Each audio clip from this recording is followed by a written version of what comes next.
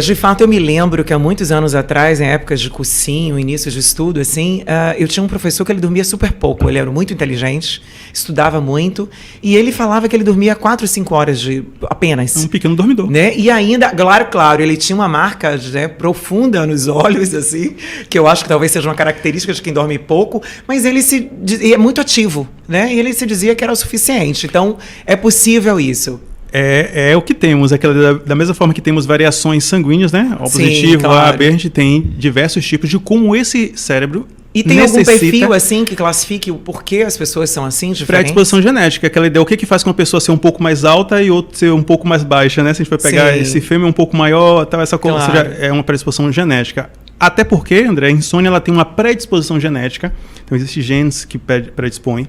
E o fato da pessoa ter uma predisposição genética não necessariamente significa que vai desenvolver a patologia. Sim, com certeza. E lembrando que a insônia não é só um sintoma, mas também uma patologia independente com seu CID próprio, que é o G47. Então, você botar aí G47, vai dar lá o transtorno do sono. Tem a sua classificação própria, que é a classificação internacional dos transtornos do sono, que já categoriza aí 6 grandes grupos, que se desdobram em mais de 60, 70, 80 tipos de insônia.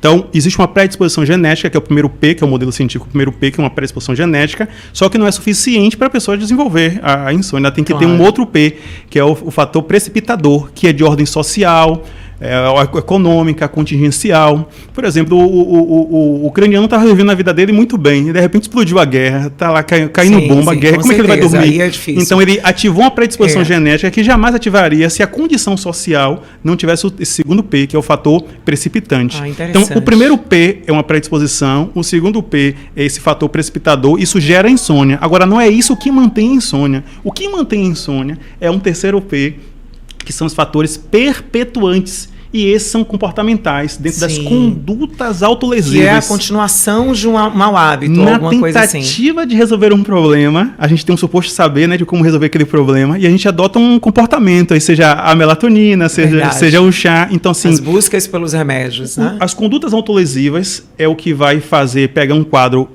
agudo e cronificá-lo, né? E esse é que vai manter a insônia. Uma vez passada até a genética, a gente não muda, né? Mas quando a gente muda ali a questão social, o comportamento está instalado. Existe um circuito neural que é respondente a esse comportamento. Então, a insônia mantida, se ela é gerada dos 2 primeiros P's, né? Uma predisposição e um fator predisponente, ela é mantida pelos fatores ali que perpetuam. Então, a neuropsicologia vai atuar no comportamento para regular, porque o cérebro está captando tudo, pensamento é informação, temperatura do ambiente é informação, o que eu estou comendo é informação, gasto calórico é informação, e o cérebro, a gente querendo ou não, ele que controla todo o nosso corpo. Eu costumo dizer que a gente tem transplante cardíaco, renal, mas não temos transplante de cérebro, né? É bem isso.